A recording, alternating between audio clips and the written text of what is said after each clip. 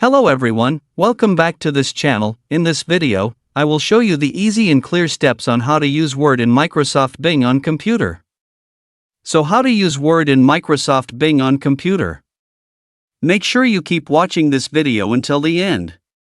Let's get started right away. Firstly, just go to Microsoft Bing through the browser on your computer. Here it is already on the initial display of Microsoft Bing. To use Word in Microsoft Bing, just point the cursor to the top of the menu bar. Tap the three-line icon here. A scrolling menu will appear down. Here there are many menu options such as Translate, History menu and other menus. Tap Microsoft 365. Well, here there are many choices. Tap Word.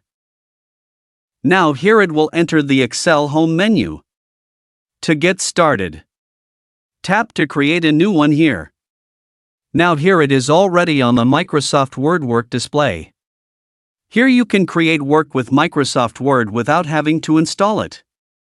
To save work, tap the file icon here. And down tap Export.